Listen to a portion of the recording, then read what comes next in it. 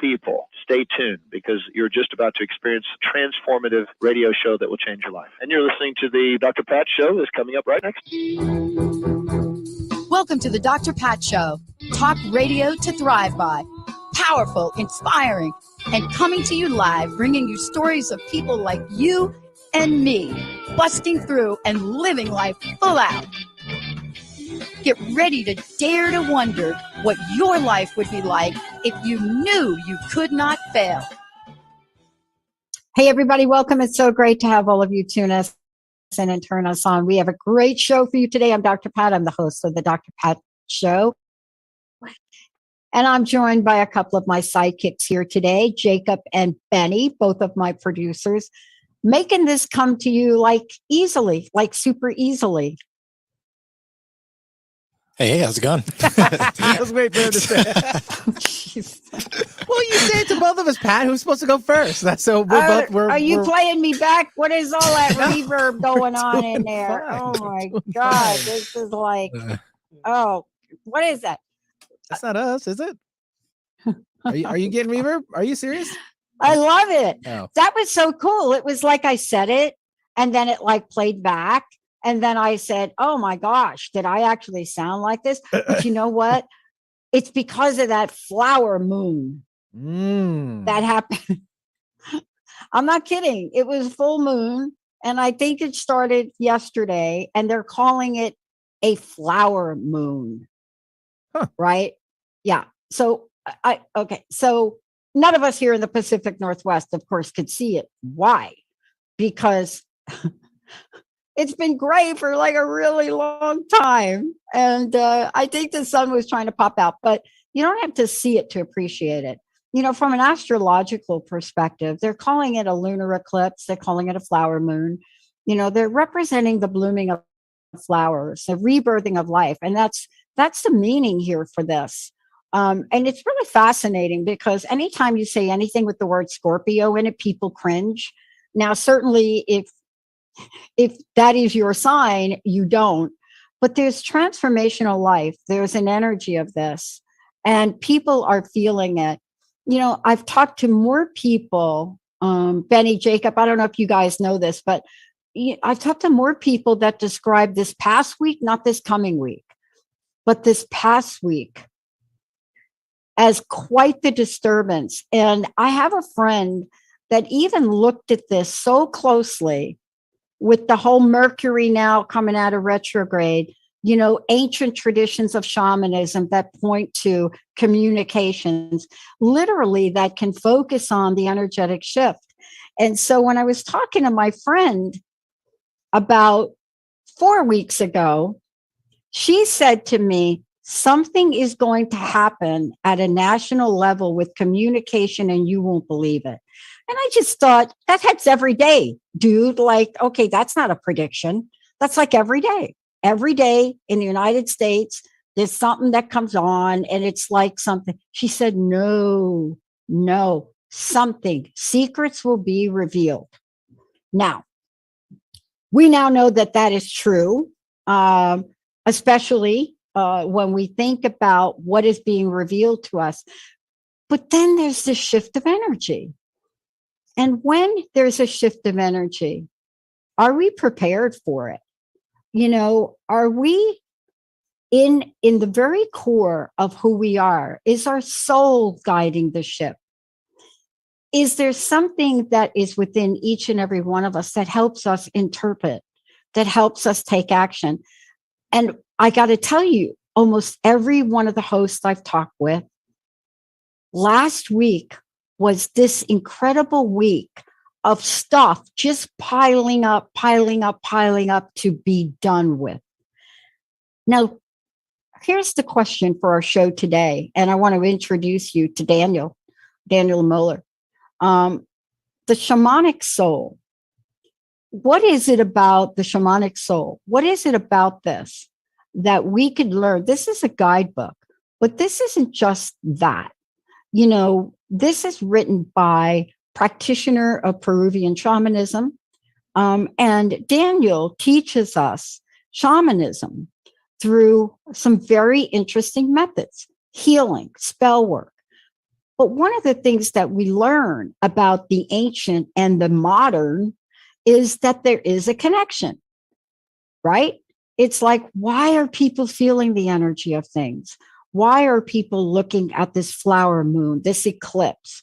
What is it we look for? But the question really is, are we really doing anything new? No.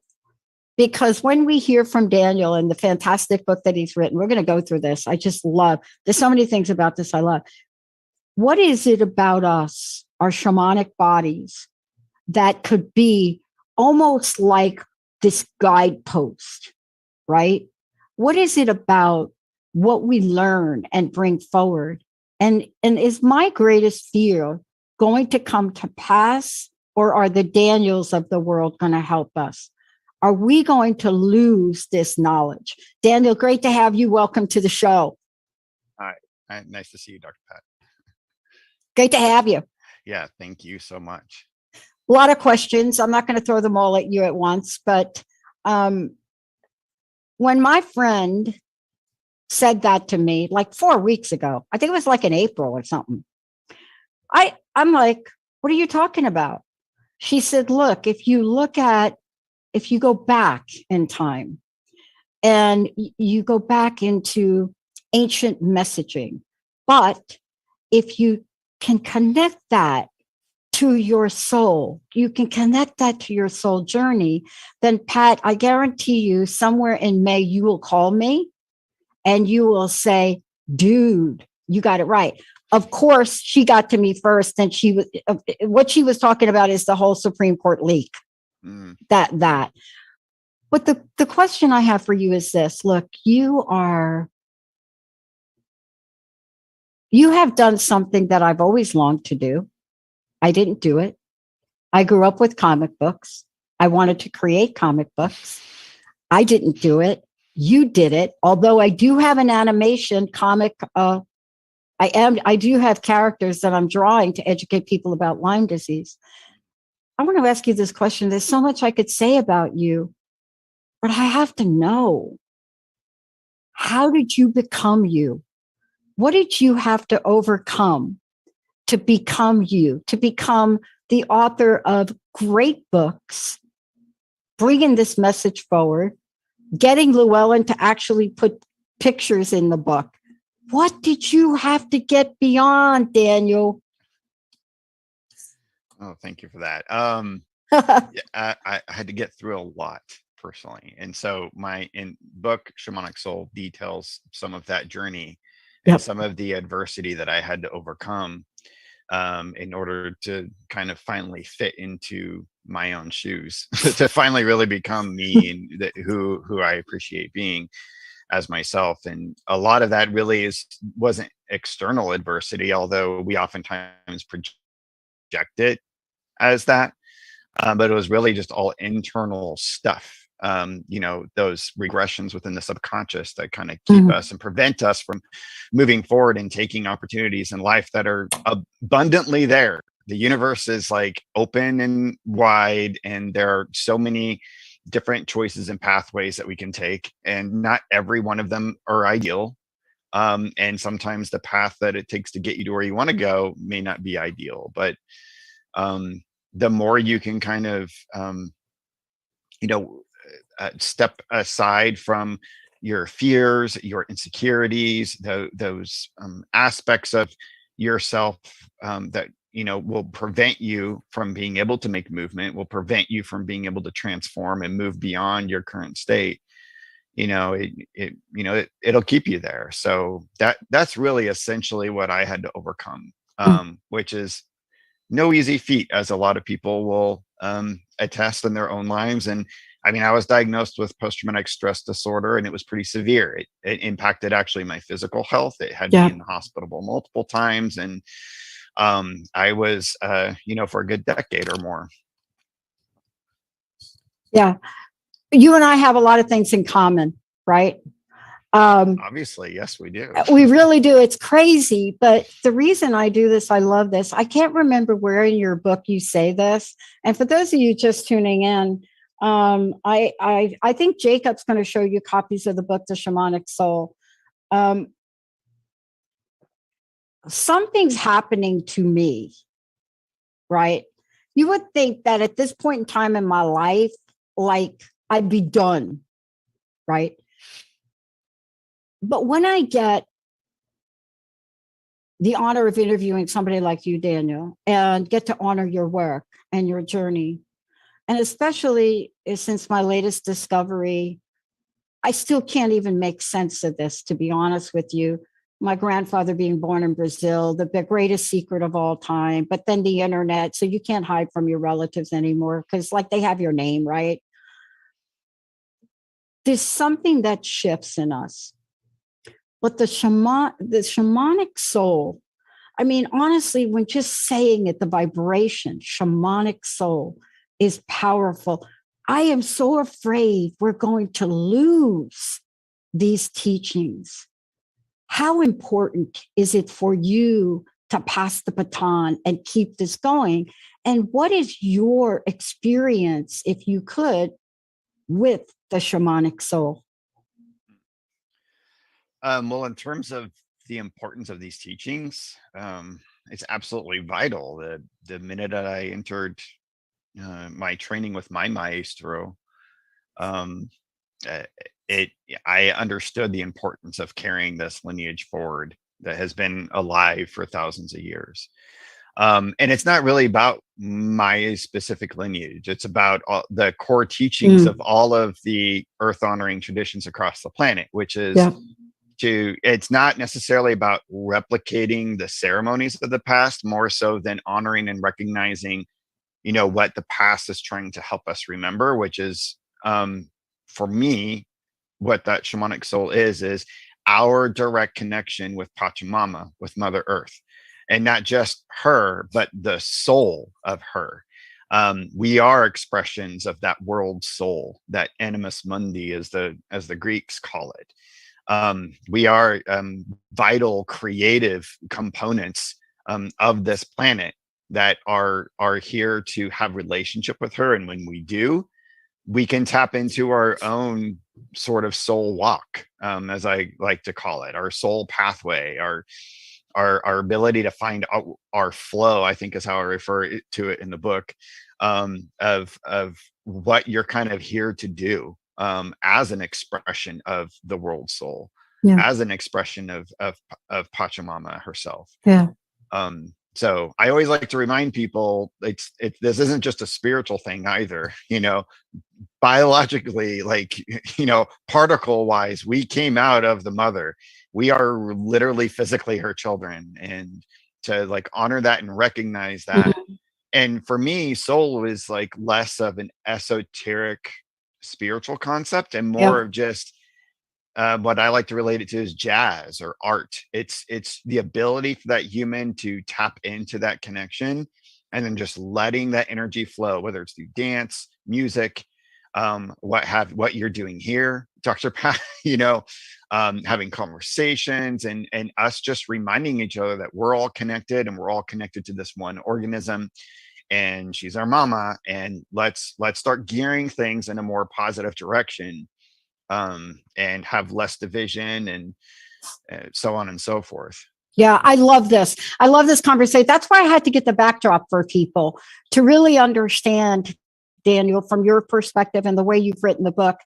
I'm a kid from the Bronx, New York, but somehow my grandfather, and I didn't know this when I was younger, my grandfather was a farmer in Brazil. Greatest secret on the planet, to really hide that to have an entire family keep a secret that grandpa and papa's mama were born in Brazil and farming, and then change the name, and then change his ethnicity, he went from Brazilian to Italian, and he changed the letter at the end of it was just crazy. But when he came over, see, this is what I remember. This is really to your point. I got to spend time with Papa in the Bronx on a lot where he had used tires, and he had a shack And in the shack, I could tell you the smell of the kerosene and the oil painting. And as you went out the back of the shack, rows and rows and rows, vegetables and herbs, and you could smell them. And what I love about this is, and I don't know if this is factual, so can you fact check me? I don't know of a culture in our origins that didn't start out with an absolute absorption to Pachamama, to absolute absorption to the earth. Now, Greta Thunberg is trying to help us remember, but why is it we forget that that is where we started, Daniel?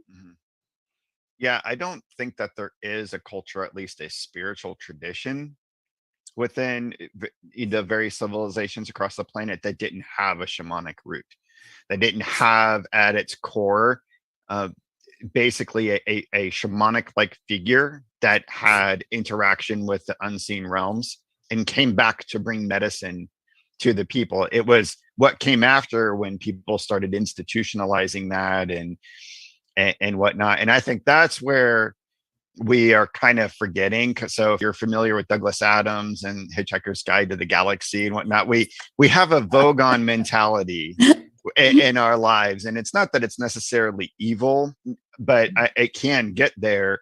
But we have the ability to take this wonderful thing like direct revelation from some spiritual experience, and we try to begin to categorize it and to distribute it through forms and through protocol and creeds and whatnot, and it becomes an established religion or a doctrine or even a book, right? Even a book, there can be some danger, and which is why in my book I try to undo a lot of what I created at the end to make room for the reader to just know and understand that it's not about having a teaching and a direct teaching and carrying it verbatim forward. It's about taking medicine from one generation to another and then passing it on to the next so that they can kind of do it in their own way, which is vitally important for the evolution and growth of the planet. You don't want stagnation by having a particular tradition just acting the same way you don't grow and evolve and adapt, and you don't want that. So I do think that the act of forgetting, which is, there's a lot of myths across various cultures about, when a being will, and I think the Greeks have, like, whenever you drink from the river of forgetfulness, whenever you come into incarnation. And so the way I was taught in my shamanic training, it's kind of like a game. It's not a bad thing we forget, because if we always remembered all the time that direct connection, what fun would that be? The fun is trying to remember and trying to have that journey of reconnection again. And so it's when we talk a lot about evolutionary potential and in these transformational communities, it's always important to remember that, if we ever got to an end state of like, perfect alignment with source or creation, what my teacher taught me is if you got there, you would just want to go back to the beginning and be ignorant of everything again anyway, because it's the total zodiac. It's the total astrology chart. It's the total. Well, when you get to the 12th house, you're not like done. You don't like die. Right. It's the evolution. But here's what I love about this is, and I want to talk to you about this, right out of the gate. There are many books that I've read in 20 years. And what I really find refreshing now is when I find a book like this one, where you take us at anybody can learn this right from the beginning, the training part. And I looked at that training diagram you had and I thought, 20 years of doing this, I had no idea that there was this dynamic in operation. But what I love about it is you're able to introduce this to us in so many ways. I especially loved, the part, I think I'm stuck on trials, and I think I have a little challenge thing today. But I love that you say here under the train, the hero faces a variety of challenges to prepare for the supreme ordeal, the final battle with the dragon, as it were. Trials along the way will test your metal, that's like not metal, and therefore increase your stamina. Overcoming these challenges will make you stronger and prepare you to face the future. You see, I have heard that message from my mom and my stepmom, and she was the queen of that, but not in this context. Can you talk to the supreme ordeal, please? It's almost like I'm watching the movie Eternals, right? Where they got like the supreme being, but now we're taking it down to our life, to our journey. Yeah. So I'm paraphrasing and utilizing Joseph Campbell's monomyth paradigm, as a kind of a relation connection to shamanic training in general, and really just life in general. And that's what Joseph Campbell was trying to do, is show through all of these myths and spiritual traditions throughout the planet how they all kind of have the same pattern to them, and they're all really about having that message to us in life, and that which is a cycle about going in and facing these travails, these tribulations, and learning from that, and then returning back to community with that gained wisdom. And so the supreme ordeal isn't necessarily like a person who has to go and climb a mountain and fight a dragon, or you have to go and face the corporate paradigm that you're trying to battle in your own personal, whatever it is. And maybe that is. I did that already. I did that one. Well, I did that in 1992. So, okay. Can I check that off my list? There you go. Then you're good. You're done. So, but the supreme ordeal is really just that always, because it's a cycle. Once you're done, you're starting over again. It's always that primary roadblock that is going to be in place for you, that's going to prevent you from keeping forward on that soul path of yours, and that continued growth and evolution to make you a better you. So it can be anything. It can be your own internal thing. It could be a conditional situation in your life. So Dr. Jose Stevens relates that to your dragon. There are many dragons that we face in our lives, and he's a transpersonal psychologist. I believe that might be his preferred title, where that's how he kind of describes what the supreme ordeal is too. And he's hearkening on myth as well, right? And you're right to mention Eternals, because we're surrounded by all of these types of mythologies, the superhero mythology, even sports, whatever, where we're constantly facing that next tournament, that next struggle, that next thing to get us to a better level. And athletes are a great thing to look to this.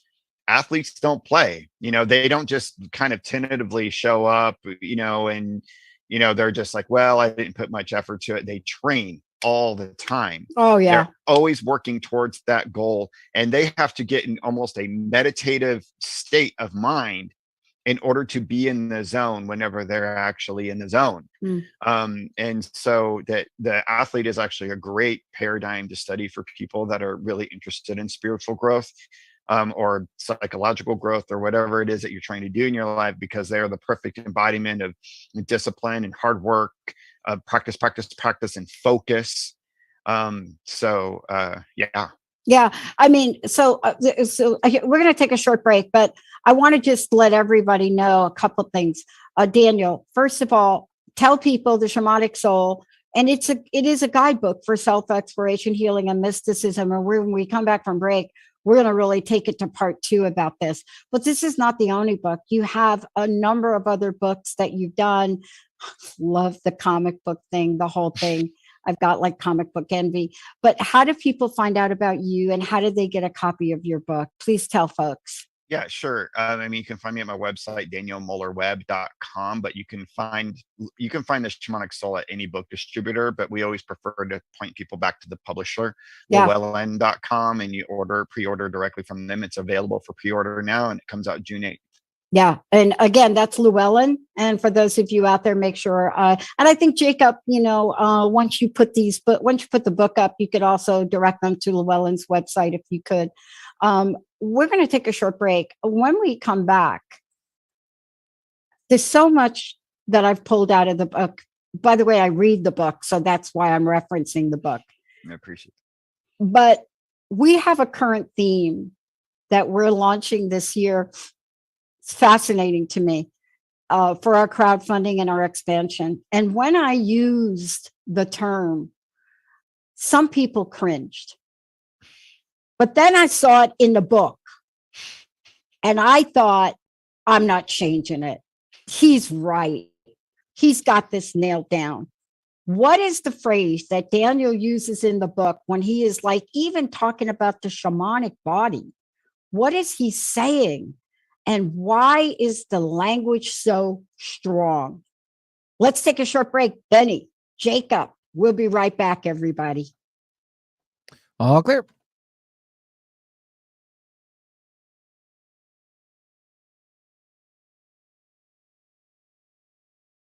Taking the power back.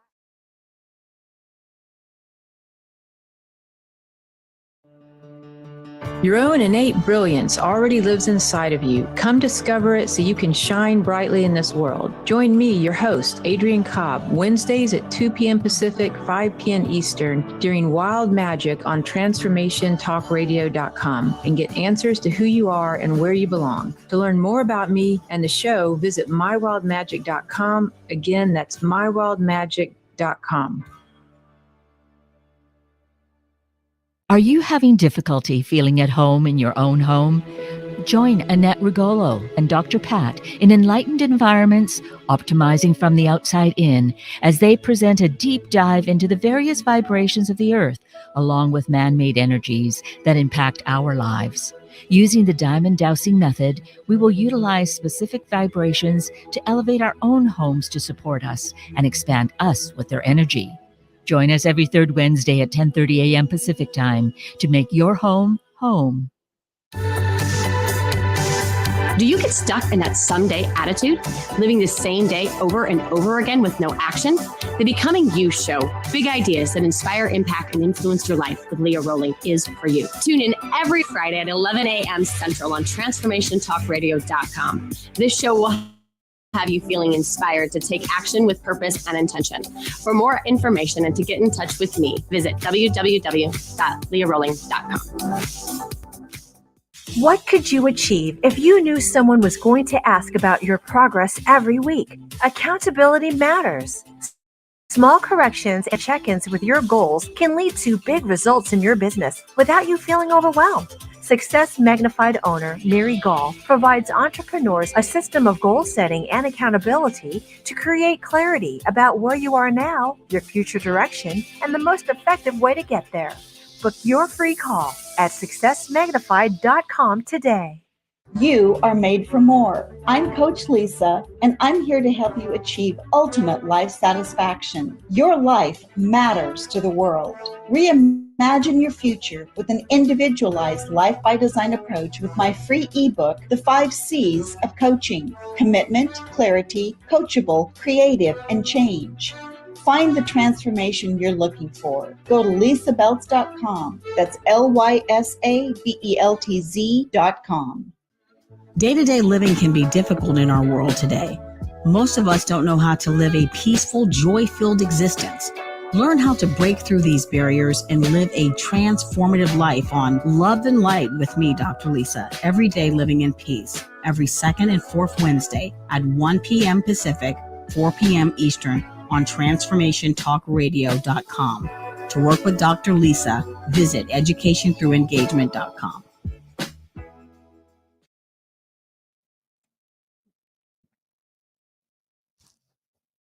Ready to come in? Sorry to interrupt. Here we go.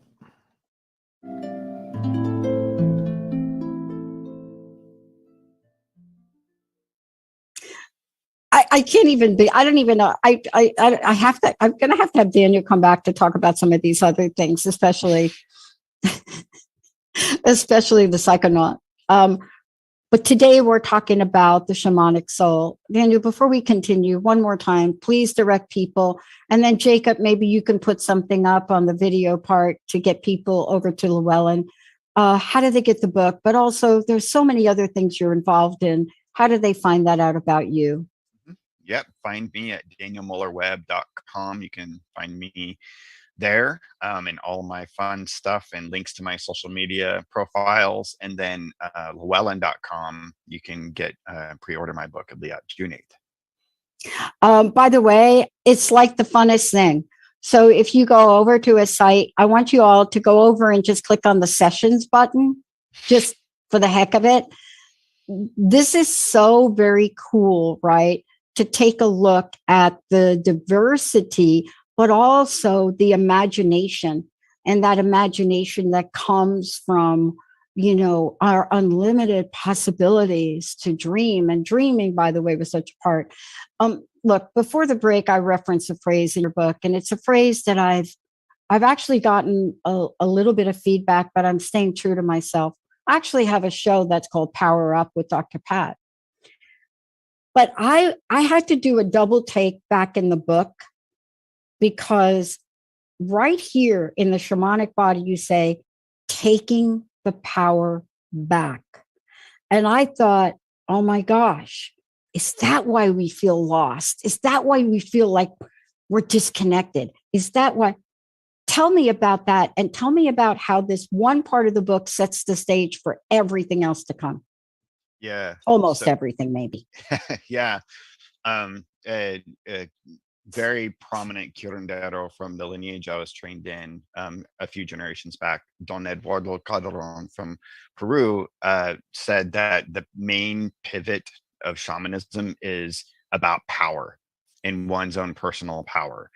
And if you've read some, different accounts from indigenous, individuals that are, working in that shamanic context, it's all about that, about having the necessary power to do the work necessary. And I really kind of relate that to a personal context of one's own power. And I kind of, in the book, walk through a few necessary items that individuals, really should have as a core foundation before continuing forward, which is, ensuring that, you honor and recognize all knowledge, individuality, being able to be variable with life and not just be tied down to one specific thought form or way of living, focus, balance.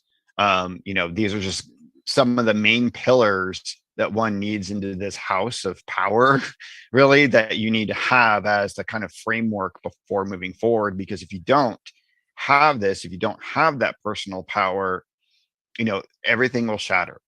And whatever change you're trying to implement won't hold and won't stay. So you have to be clear, you have to be focused and balanced, and have certain aspects of your life together and be ready to hold and contain that. And a lot of people are afraid of that. A lot of people are afraid of having their own personal power, and we don't realize, whether it's from a familial context or a societal context. I mean, just even look at social media, whatever. We give our power away all the time. We give our information away. We give our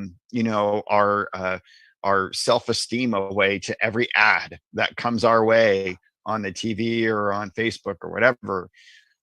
We give it all. And so it's like a continual reminder of replenishing oneself and making sure that that for yourself, I mean, you're not the center of the universe, because the universe is bigger than that. But for you and your perspective, you are the center. And it's okay to treat yourself and honor yourself in that way, and give yourself a foundation to stand on, because you wouldn't have the context of understanding reality and interacting with reality without the strong core that exists here within oneself. I love this for so many ways. And I would love for you to talk about this, because even when you're going through the process, you're talking about, you talk about return to power. Thank you for using that word. I want to really talk to you about a couple of other things. Everything that we know seems to be, I don't know how to say this better, but we are now in a pop culture, and I don't even want to call it that, but let's just say we're in a modern culture that is just so revering so many of the energies that you address here. And what am I talking about? Everything from Doctor Strange and the multiverse madness, right? And some of the things that come forth there, to now going back and honoring and respecting the elders, right? You see,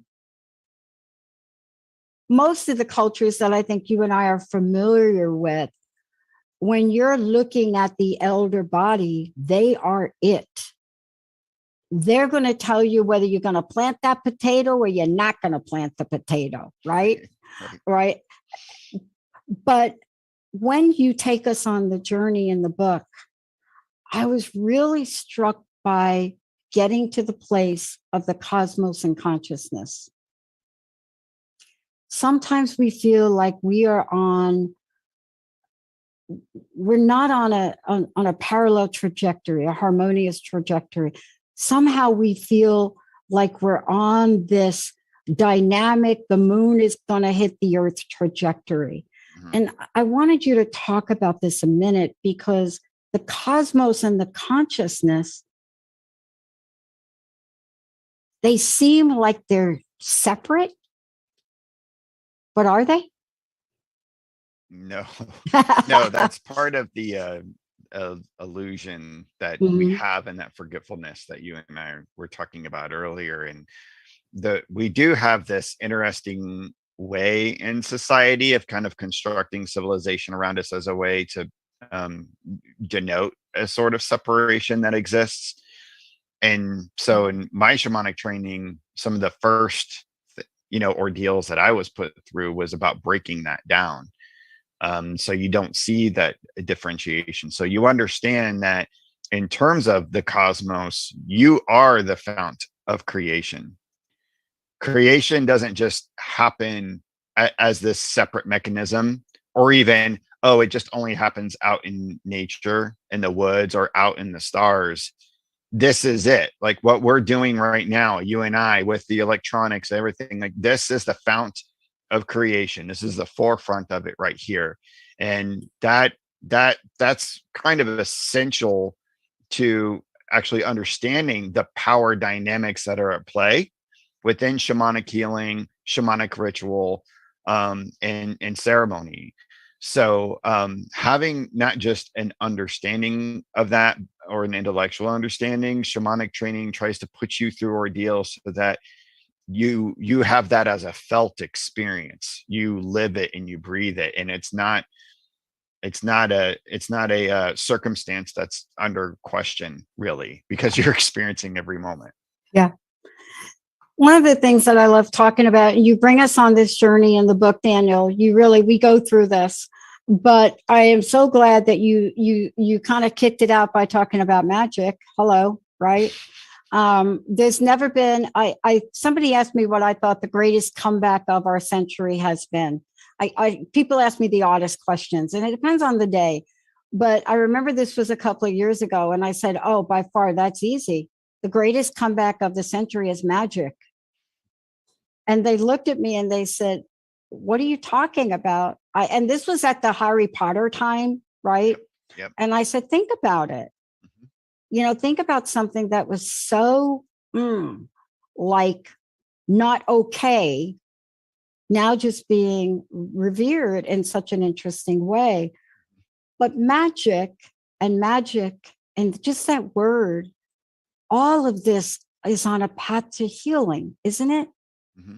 I mean, I don't think we'd be alive as humans if people did not have these practices. I mean, what would they have done? They couldn't have gone to the pharmacy. Right. What is your thought? Yeah, it's important to understand what magic is. My publisher made me expand that chapter a little bit, because my original plan was just to have one page just saying, what magic is. Moving on. Yeah, no. Like everybody should know what magic is. If you were a child, you knew what magic was. Everybody's experienced Christmas. Everybody's experienced, and it's not just like this feeling though. magic is the ability to change reality in accordance with one's will. And so that can come in a variety of ways. But it's just as magic is just as simple as watching a movie or reading a book. Your reality gets changed. You know, you come out of a movie going, whoa, that blew my mind. That's magic. If you can't read a book and your mind was changed about something, you've seen reality in a whole new way. So and I'm not trying to demean magic in any way, shape, or form, because I've seen and experienced some crazy stuff that you would only probably see in Doctor Strange or Buffy the Vampire Slayer. So that exists. But we also have to understand that magic just happens at so many levels, and a recognition of the variability of how magic manifests in our daily lives is very important and essential. Because oftentimes it will really just only manifest as that. And if we just recognize that, we see magic everywhere. Every day becomes Christmas in that regard. So yeah, it's very important for healing, because you have to change. It's like alchemy. It's transmuting lead into gold. It's transmuting this, very dense, sick person, plagued with mind stuff or physical stuff, and transmuting that into something that can grow and evolve out of that. And that, all of the ceremonies that I were involved in, they were all magic based, to get me to the place where I am today. So there's a chapter in the book, right, that I went, I've never heard anybody talk about this. And, because I'm a little bit learning different, I have a little difficulty sometimes with words. So when I first looked at it and looked at shamanic report, which that's not what it is. Yep.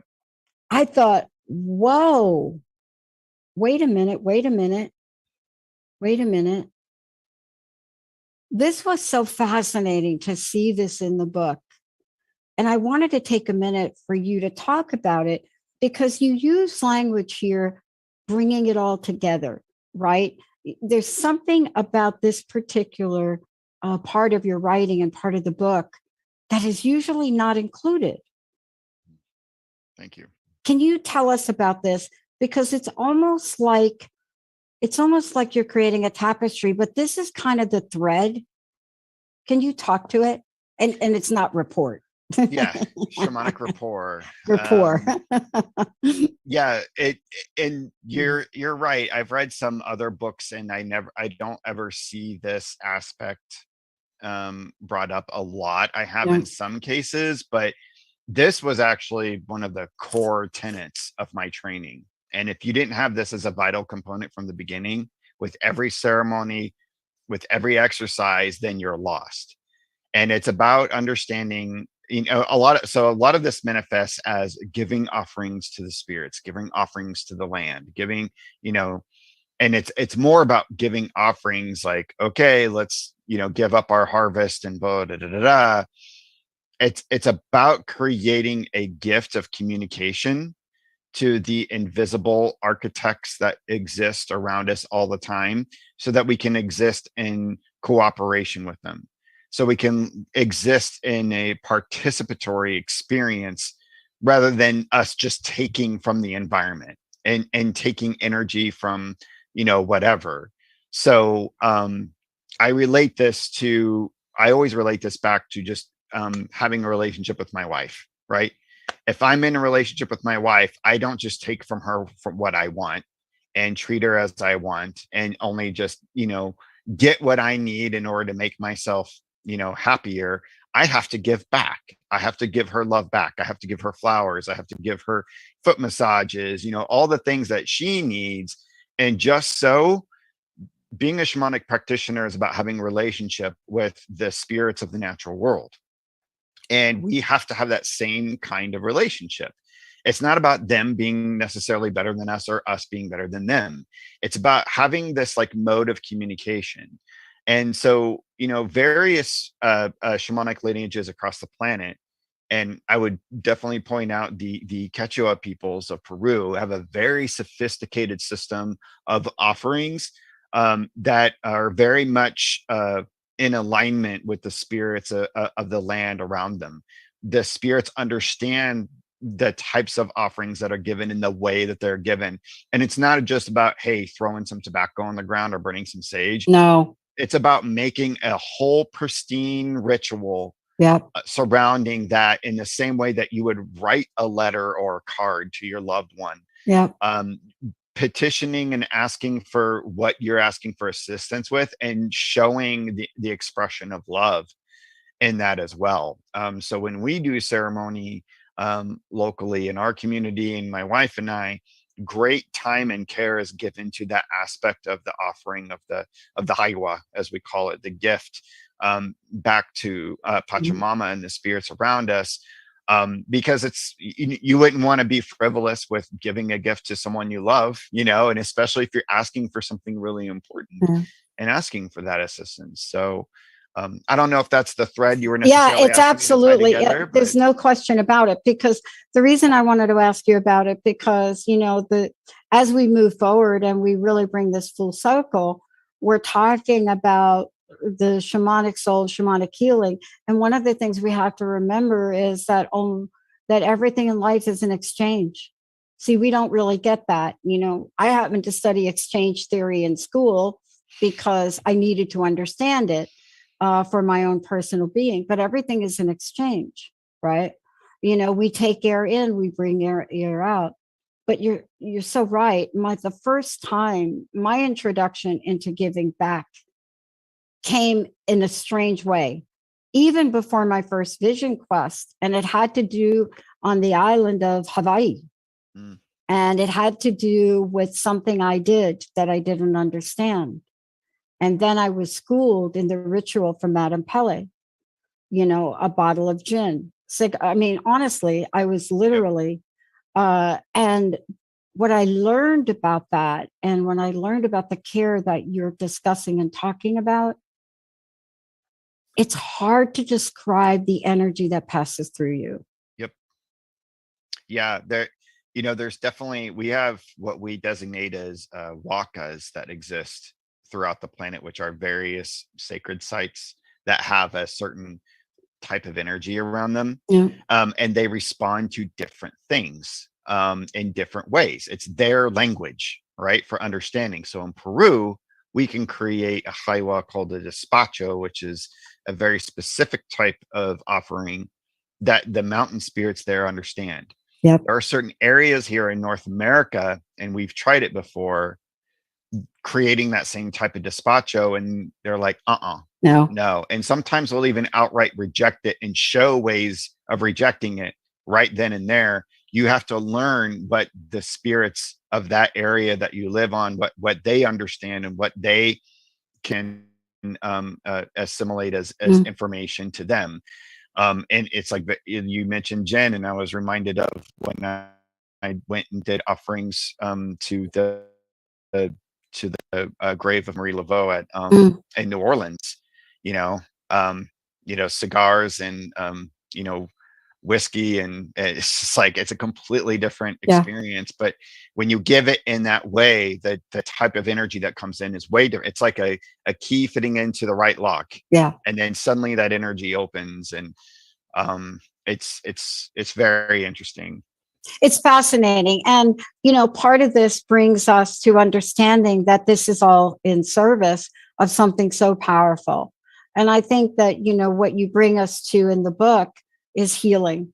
And I love that we use that word. Not just individually, but of course, yes, but there are many, many, many energies that can be healed. And I love that you pointed that out, because my vision questing in the high desert of California and the Sierras was very different ritual, very different. Like, you're down to 3 tablespoons of water. Yep. And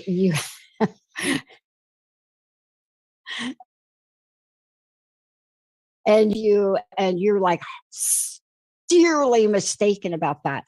But you're right. Let's have a conversation about taking our healing power back. Yeah. Healing in some regards can be seen as a word that people don't, they will just look at it from a medical context, or and I don't want to eliminate that either, because I actually had medical healing, but it's really, I always just see it as a word. It's another word for evolution, for change, but it's very specifically tied to a state of misalignment that is getting aligned. Getting yourself back into balance, getting yourself back into focus. So kind of turning something that's from a negative into a positive, knowing that there's going to be another inverse, another negative that you're going to have to turn, because it's a cycle again. But that's kind of what we are just here to do. If people would actually focus more, not on what's going on outside of themselves and trying to change the external world, not that we shouldn't try to implement external change. I'm not saying that. But oftentimes people focus so much on that, and then they become drained, and they don't find a way to actually have relationship with themselves first as a foundation, heal yourself, and then start having that interaction with the outside world. That's the way it worked for me personally in my own relationships. My relationships were falling apart around me, and it wasn't until like my maestro told me, like, you have to fix yourself before anything. Nothing else is going to get fixed, and you can leave that situation and go into another, and it's still going to fall apart. You have to fix yourself regardless. That's why I love when you bring us right back, though, to this idea of the shamanic soul. And you even go as far as to talk about Practicum 22, Vision Quest. Now, I don't want to spend any time talking about how I got to be on my first Vision Quest, but nothing more powerful had ever happened to me in my life. And there were no words for it. I came back looking like every bug in the high desert had a feast on my body. But I was changed. This is the introspection that you're talking about, I believe. And I think later on in the book, you really talk about the soul within. See, because you bring us back there. Don't you? Yeah. I actually had some reservations about talking about Vision Quest and doing Vision Quest, because it's definitely not an experience that I just want to throw people out there and go on. But it's definitely something, and I try to clarify that in the book, that's really something that you want to have some strong tutelage with. You want to have someone guiding you into it that has had experience in this sort of thing, and and that will know that you're doing it, and it's something that you want to work up to. It's not like, okay, cool, I got the weekend free. It's definitely something that is kind of a closing of one chapter and opening up another in your life, because you want to create conditions to where it's just you and the universe and nothing else. And you have to be energetically prepared. Totally. And then what I mean by that is, first of all, I don't ever recommend doing anything like this at the level you and I are talking about without people that really know what they're doing. So that's number one. But more importantly, when the door opens, 9 times out of 10, there's a reason for you to look at walking through it. And, what you've been able to do and share with us today is the many, many different places for anyone to start. See, what you've provided with is, as you said, it is a guide, and people can start where they are. Daniel, thank you for this today. Again, please give out your website, and I'd love to know your personal message, what you'd like to leave us with today. Oh, well, my personal message is really, truly, truly just be true to your core and who you are, everyone. That shamanic soul is really just about you, and not you trying to be like anyone else ever. It's just that individual, that who you are is the most important thing that the planet and the cosmos needs. But you can find me at danielmullerweb.com, and all of my social media leaks and all the fun I have over there. And you can pick up my book at llewellyn.com. Comes out June 8th. Yeah, we got to jump on it, everybody. But so please go ahead. It's really the Shamanic Soul. Go to Daniel's site. You'll be able to see it. Go to Llewellyn. I think Jacob's put some information up there.